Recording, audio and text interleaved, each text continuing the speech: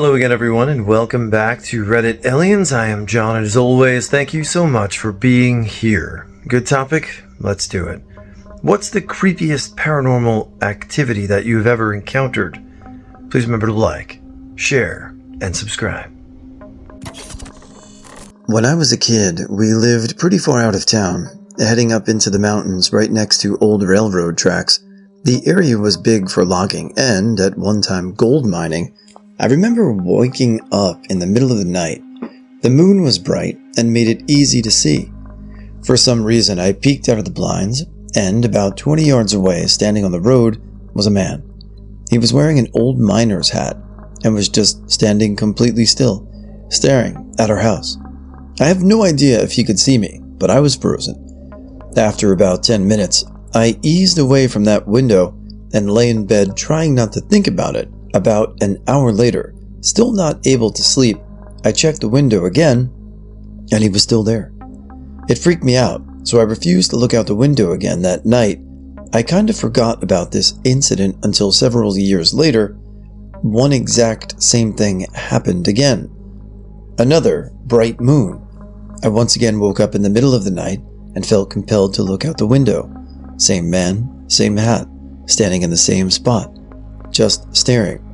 I never talked to anyone about it, and I'm not sure if it was something paranormal or just a man with a creepy habit. When I was around 7, I had been feeling sick one day and fell asleep on the sofa in my dad's office, which has 2 doors and is between the kitchen and a hallway. I must have fallen asleep in the early evening and slept like a rock until I woke up in the middle of the night with our 2 cats locked in the office with me. And they were meowing frantically. I was sick, a little kid, and I didn't know what to do, so I just sat there and cried. After a couple of minutes, my older brother must have heard me, which was weird because he used to listen to or wear his Walkman headphones at night. Because he opened the door from the kitchen side and reached out for me as if to say, "All right, come here." He had his Walkman and headphones in the other hand. I took his hand, and he walked me downstairs to his bed, and he let me sleep with him that night. Years later, when I was a teenager, I was retelling that story at some family event, and my brother cut me off to say that he didn't come upstairs.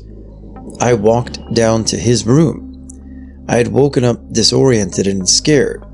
There was no way I left that room by myself.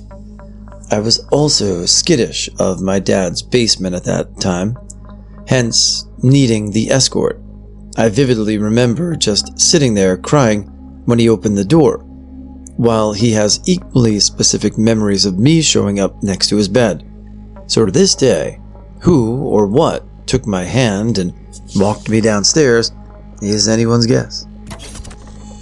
When I lived in Oregon, I worked in IT for the community college. I wasn't getting out until 9 to 10 p.m. by myself. It was a normal day like any other. By the time I left work, it was pitch black, and the thick underbrush made it even harder to see. This will be important later.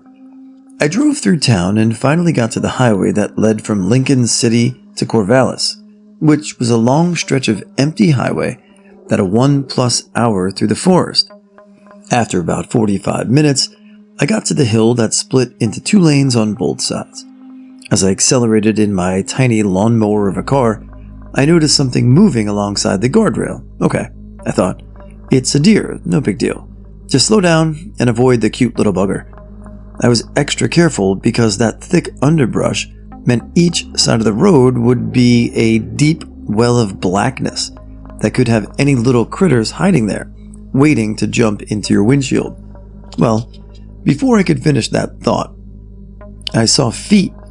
If you're from Oregon, you know the homeless situation is abysmal. It wouldn't be too strange for one of them to be hitchhiking out here, but decelerated to about 65, I was going 70 plus, and kept an eye on those white shoes walking up the road. By the time I actually realized those were legs or shoes walking the man, he darted out in front of my Nissan in what I thought was a suicide attempt. I slammed on the brakes, trying to avoid him. I'm getting goosebumps just typing this, and ended up sliding sideways going 60 miles per hour in the opposite lane, while the man ran out in front of me, relentlessly. All I could see was his red plaid shirt and his body as he hit the hood of my car. When I came to a stop, he was leaning on the hood, staring directly at me. The primal fear I felt was something I didn't even know existed. The high beams of my car didn't even pierce whatever this man was. It was the blackest shadow, a void. Then, in an instant, he vanished. Gone. I was breathless. Absolutely breathless. Shaking, thought I'd killed someone. I sat in the opposite lane, sideways, breathing heavily for a minute or two. I couldn't help but scream at that point and pound on my accelerator to get out of there. I called my husband, screaming and crying that I just killed a man, but that he disappeared and I didn't know what was happening. I left the scene, I know, illegal. By the time I got home, 30 minutes later, I was still shaking. I got out of my car and ran to the hood, seeing no dents, no handprints, nothing. I didn't sleep that night. Here's where it gets more messed up. The next day at work, I researched deaths on that highway and found that a man rolled his truck with his wife and child inside. All three dead. I highlighted his name and input it into Facebook. The first profile that came up was a memorial for that man. In his profile photo, he wore a red plaid shirt. I returned a few weeks later. In that same area where my skid marks were, was the guardrail.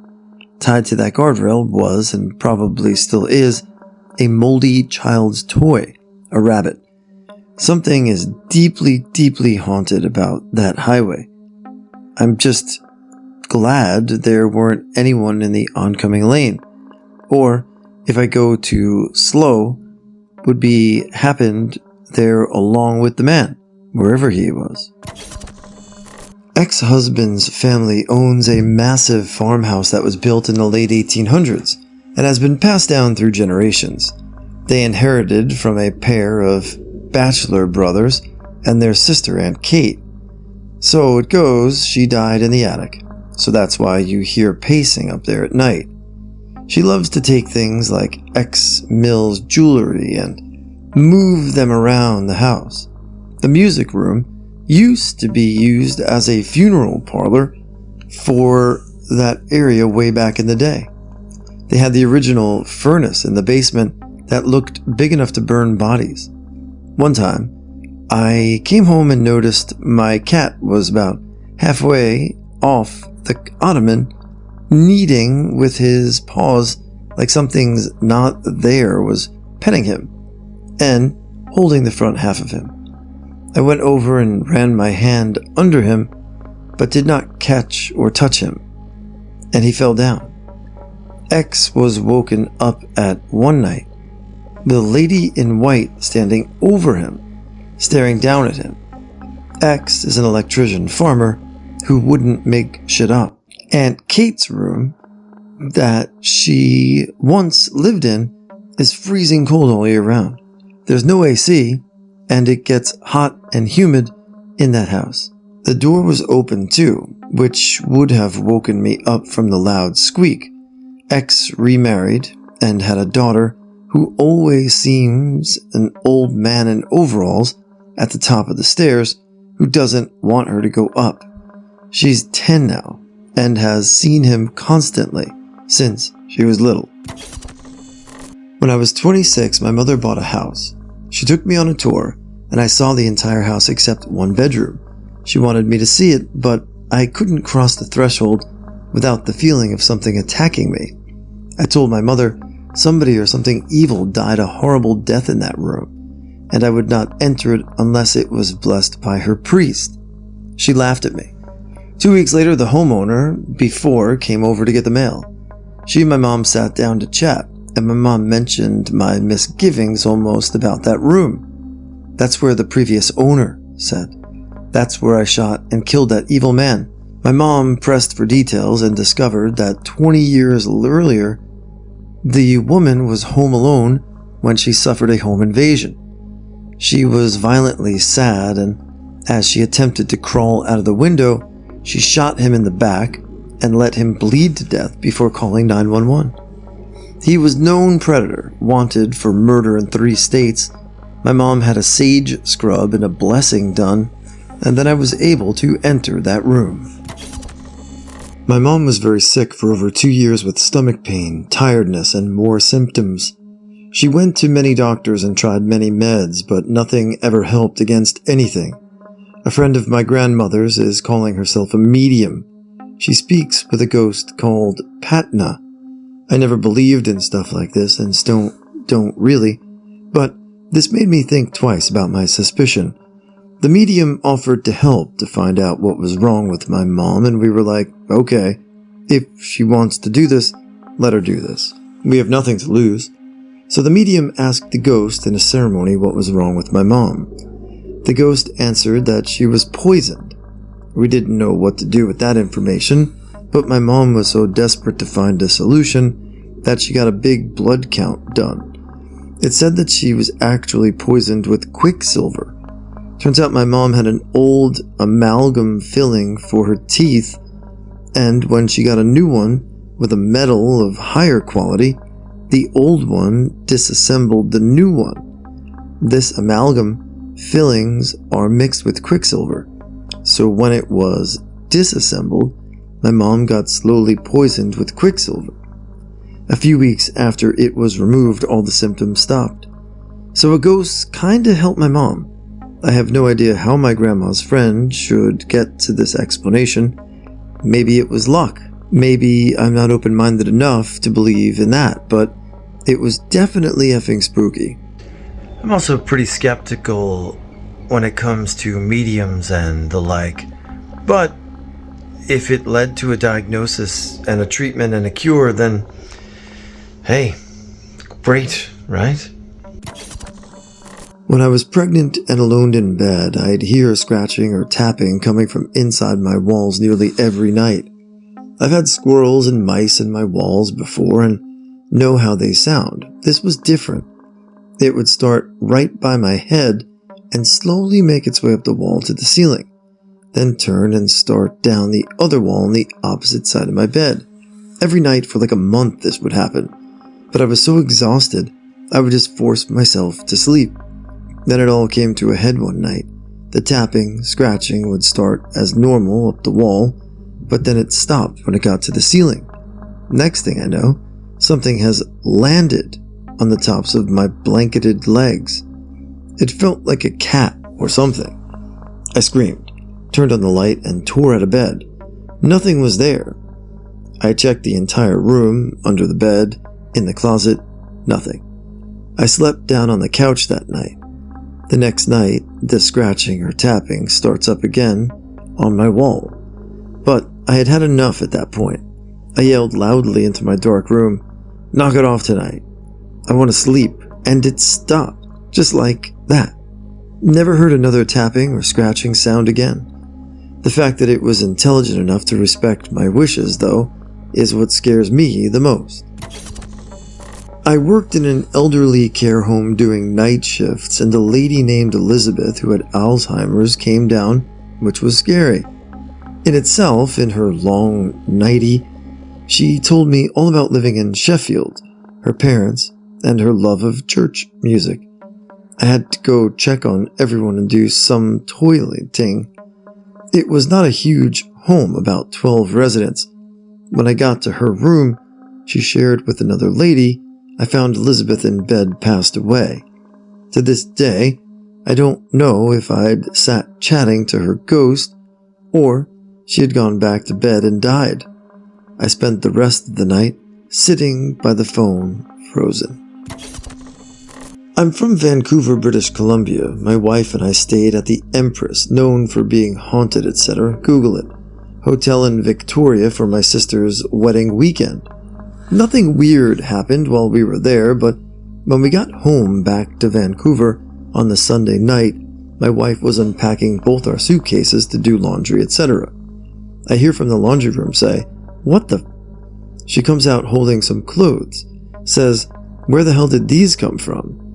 It was a set of women's flannel pajamas, very large, like it could have fit me, 6'3", 240, but they looked like something a 90-year-old granny would wear. We googled the brand on the label. It was some mom and pop shop in a southern US state. Can't recall which. They only sell at local farmers markets, etc. Weird. I work overnight as an RN on a pediatric ICU floor. Most of our patients are sedated, paralyzed, tracheotomy, and ventilator dependent, etc. One side of the floor is where our acute trauma kids go, severe accidents, drownings, etc. And the other side is where our chronic kids go. These are usually the kids that are teamed or termed our frequent flyers. When they're not in the hospital, they live at a facility that provides 24-hour medical care. Once they get discharged, it's only a matter of time before they're back, usually 2 to 3 weeks, usually due to respiratory failure. Most of them do not have parents that visit or call.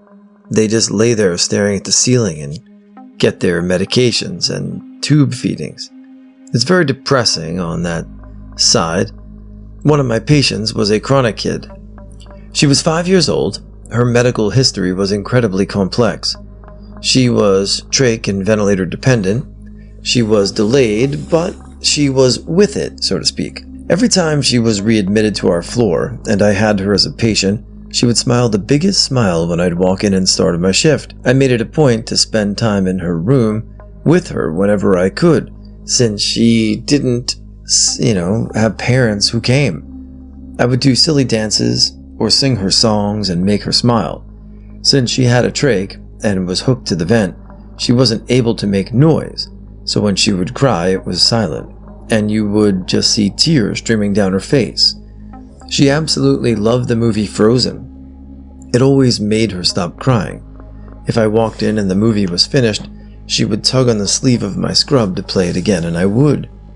That was our thing. I didn't mind being on the chronic side as much when she was there. I care for all of my patients, but she held a special spot, and I believe she knew it. She was discharged back to the medical facility she lived at. It had been a while since she had come back this time, maybe 2 to 3 months. But when she did, she looked bad, worse than ever. She required way more oxygen than her usual baseline this time. She had lost a lot of weight. She was already very small for her age, and her eyes were sunken. It hurt me to see her that way. I did my dances and my songs, and she didn't smile. I would talk to her, and she wouldn't react. She wasn't really tracking and following with her eyes. She wasn't herself anymore. She was clearly deteriorating. This was expected due to the multiple congenital issues she was suffering from, but still, it was hard to watch. She was there a few weeks, and her prognosis was pretty poor. My last shift with her, she was hardly able to raise her arm, but she did, just to tug on my sleeve so I could put Frozen on. So I did. It was otherwise a regular night. I went home and slept and woke up just in time to come back for my next shift. I was expecting to get my same patient assignment, and I saw I had the same room number, but the name was different. There was someone else in the room. I asked what happened, and their faces all fell as they told me she had coded in the morning and they weren't able to get her back. She passed away. I wasn't there. I was totally devastated. I held it together and I didn't cry, but this shift had a heaviness to it. I was really sad, and she passed away. I wasn't there. I was really sad, and it just felt like I was drifting from room to room the whole night. Fast forward to 3 a.m. I needed to go into that room to start the new patient's tube feed. There was nothing on the TV, but the patient was awake. I put on the movie Coco so she could start the pump and at least have some background noise. I felt the hairs on the back of my neck stand up, and I had goosebumps down my arms. Just as I was about to turn to leave, I felt it. 2 tugs on my sleeve. I froze in place. At first, it felt really afraid, but then I got the most overwhelming rush of emotion all at once. I ran to the bathroom and I cried so hard. It took me a while to gather myself. I splashed water on my face and went back to my desk to chart, trying to shake off what had happened and just tell myself it was impossible. My grief was causing me to imagine something. At 4 a.m., exactly 1 hour later, the feed was done. I went to my room and I paused at the doorway. Frozen was playing. I had only put Coco on 1 hour ago. It couldn't have been finished. I stood there in disbelief. I've never really had anything paranormal happen to me before. But in that moment, I had the warmest feeling. I just knew she was trying to tell me she was okay or something. I can't explain it, but it made me smile. I've been in that room plenty of times since, and nothing weird has ever happened again. It only happened that one night that she passed. It's almost like she was saying goodbye, and I'm glad. I would be sad if, even in the afterlife, she was confined to a hospital room. I like to think that wherever she is, she's free to walk and laugh and watch Frozen on repeat.